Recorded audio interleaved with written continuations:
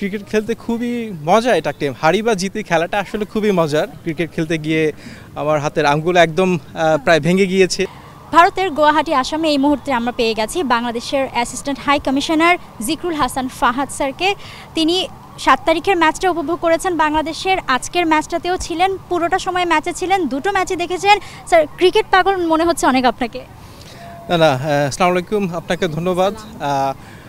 আমি মাত্র ১ মাস হলো জয়েন করেছি গুয়াহাটিতে বাংলাদেশের অ্যাসিস্ট্যান্ট হাই কমিশনার হিসেবে, এবং আমি লাকি ফিল করছি যে এই মুহূর্তে উইমেন্স ক্রিকেট ওয়ার্ল্ড কাপের এবং বাংলাদেশের দুটো ম্যাচ গুয়াহাটিতে হচ্ছে, এবং আমি দুটোতেই ছিলাম। শুরু থেকেই বাংলাদেশের যে উইমেন্স টিমটা আছে তাদের সাথে আছি।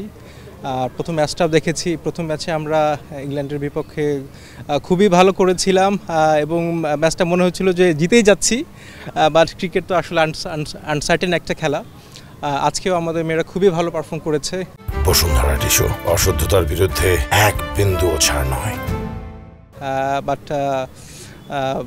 পরবর্তী আরও 4টা ম্যাচ আছে। হোপফুলি বাকি ম্যাচগুলোতেও ভালো করবে। আমার একটু আগে কথা হচ্ছিল টিম ম্যানেজমেন্ট এবং ক্যাপ্টেন নিগার সুলতানের সাথে। তো আমি যেহেতু ইউনিভার্সিটি থেকে আমি ক্রিকেট খেলি, বুয়েটেও ক্রিকেট খেলেছি। ক্রিকেট খেলতে গিয়ে আমার হাতের আঙ্গুল একদম প্রায় ভেঙে গিয়েছে। তো তারপরে দেখা গিয়েছে আমি প্রায় 2 বছর ক্রিকেট খেলতে পারিনি। আর নেদারল্যান্ড থেকে আমি আসছি, ওখানেও আমরা এম্বাসি কাপ ক্রিকেট খেলেছি। সবসময় আমাদের মেয়েদের সাথে থাকবো, তাদেরকে উৎসাহ উদ্দীপনা দিব, তারা যেন এই ক্রিকেটে মেয়েদের মাধ্যমে আসলে আমরা আমাদের দেশটাকে সামনে এগিয়ে নিয়ে যেতে পারছি, বাংলাদেশকে পরিচয় করে দিতে পারছি। সো তাদের মধ্যে কিন্তু প্রত্যেকটা মেয়ের মধ্যেই আমরা কিন্তু এক টুকরো বাংলাদেশ দেখতে পাচ্ছি। একদমই। যখন ক্যাপ্টেন জ্যোতির সাথে কথা বলছিলেন দেখছিলাম যে আপনি টিপসও দিচ্ছেন কিছু কিছু সোশ্যাল মিডিয়াতে, কিছু না দেখা এমন টাইপের কিছু কি টিপস দিচ্ছিলেন? না, আমার এই ধরনের বাংলাদেশে আসলে মানুষ তো একটু খুব ইমোশনাল। তো আমরা যেমন পাকিস্তানের বিপক্ষে যখন বাংলাদেশের টিম 7 উইকেটে জিতলো, তখন তো প্রশংসার বন্যা বয়ে গেল। কিন্তু ক্রিকেট তো আসলে আনসার্টেন খেলা, মাঠের কন্ডিশনের উপর ডিপেন্ড করে, সব কিছুর উপর ডিপেন্ড করে। আর বাংলাদেশ তো নতুন না, এটা আমাদের সেকেন্ড ওয়ার্ল্ড কাপ। দেখা যাচ্ছে যে ইংল্যান্ড ওরা 1972 বা 3 থেকেই খেলছে। সো তাদের এক্সপিরিয়েন্সটা অনেক বেশি। আর তাকে বলেছি যে সোশ্যাল মিডিয়াটা এই মুহূর্তে একটু কমই ফলো করার জন্য, কারণ মনোযোগটা অনেক সময় ডাইভার্ট হয়ে যায়।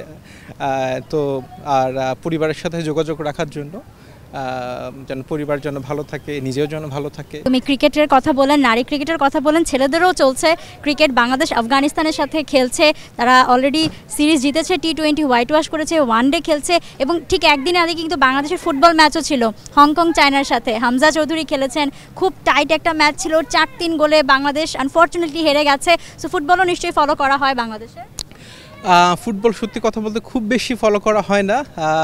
ক্রিকেটটা যেহেতু আমার বেশি ভালো লাগে, আমি ক্রিকেটটা ফলো করি। আর ফুটবলের ফলো করেছিলাম হচ্ছে যখন লাস্ট ওয়ার্ল্ড কাপটা হয়েছিল, আর্জেন্টিনা যে জিতেছে, তখন সেটা ফলো করেছিলাম আর কি। আর্জেন্টিনা ফ্যান নাকি স্যার?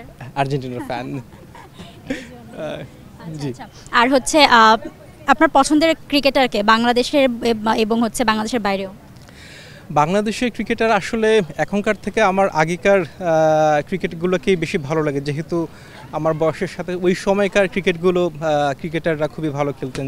এবং আপনি এত খেলা পাগল, খেলা দেখেন, খেলার সঙ্গে থাকেন, এবং টি স্পোর্টস বাংলাদেশের একমাত্র স্পোর্টস চ্যানেল, তারাও কিন্তু এই খেলা নিয়েই কাজ করে। তাদের কাজটাই হচ্ছে জনমানুষের কাছে খেলাটা পৌঁছে দেওয়া। টি স্পোর্টসে খেলা দেখা হয় কিনা? টি স্পোর্টসে খেলা দেখা হয় না যে বলবো না তা না, বাট মাঝে মাঝে দেখা হয়। আর আমি যেহেতু একটা বলবো যে সময়টা খুব কম পাওয়া যায়, বাট আমি আজকে এসেছি আমার সবাই টিম নিয়ে অফিসের, যে এই সুযোগটা আসলে পাওয়া যাবে না। তো সবাই উপভোগ করেছে, আমার অফিসের সবাই এসেছে এখানে, এবং সেই সাথে আমি আসাম ক্রিকেট অ্যাসোসিয়েশন যারা ছিলেন তারাও খুবই হেল্পফুল ছিল, এবং বিসিবির থেকে যারা ক্রিকেটের ম্যানেজমেন্ট ছিলেন 3 তারিখ থেকে তাদের সাথে আমি যোগাযোগে আছি।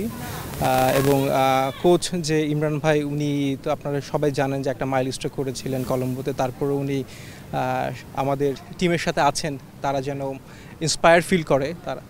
সো এটার জন্য আমি তাকে ধন্যবাদ জানাই। আর এছাড়া আমাদের আমিনুল ইসলাম বুলবুল ভাই ক্রিকেটের প্রেসিডেন্ট, বিসিবির প্রেসিডেন্ট নির্বাচিত হয়েছেন। সো উনি যেহেতু একজন প্রফেশনাল ক্রিকেট প্লেয়ার, আর উনি ক্রিকেটের ইনস আউটস এবং সব কিছুই জানেন।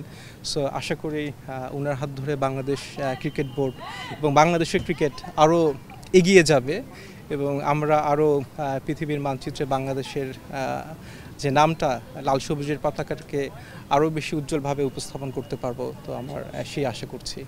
আচ্ছা, এখন যেহেতু ভারতে আছেন, দেশের মানুষকে নিশ্চয়ই মিস করেন এবং এখানে কাজ করছেন, দেশের জন্যই কাজ করছেন। সো টি স্পোর্টসের আমাদের ক্যামেরার মাধ্যমে যদি বাংলাদেশের দর্শকদের জন্য কিছু বলতে চান। বাংলাদেশের টি স্পোর্টসকে ধন্যবাদ। আমি জানতাম না যে বাংলাদেশ থেকে টি স্পোর্টস এখানে এসেছে, জানলে হয়তো বা আপনাদের সাথে আরও আগে যোগাযোগ করা সম্ভব হতো। তো বাংলাদেশের মানুষের জন্য আমার অনুরোধ থাকবে যে আপনারা সবসময় ক্রিকেটের সাথে থাকবেন। ক্রিকেট খেলতে খুবই মজা, এটা একটা হারি বা জিতে খেলাটা আসলে খুবই মজার।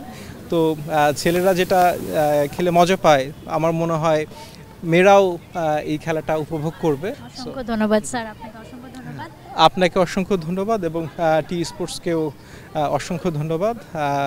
আশা করি আপনারা ভালো থাকবেন এবং আমাদের টিম তো কালকে বিশাখাপট্টনম চলে যাচ্ছে। তো আপনারা যদি আমাদের টিমকে ফলো করে থাকেন বা তাদের সাথে যান, তো আপনাদের যাত্রা শুভ হোক সেই দোয়াই করি। ধন্যবাদ আপনাকে। একদমই ধন্যবাদ স্যার। টি স্পোর্টস পুরো নারী ওয়ার্ল্ড কাপটাই কভার করছে, অবশ্যই আমরা টিমের সাথে থাকবো। অসংখ্য ধন্যবাদ। For more updates, subscribe to our YouTube channel and click on the bell icon. Follow us on Facebook and Instagram. Download T-Sports app to enjoy exciting games and highlights. Visit tsports.com.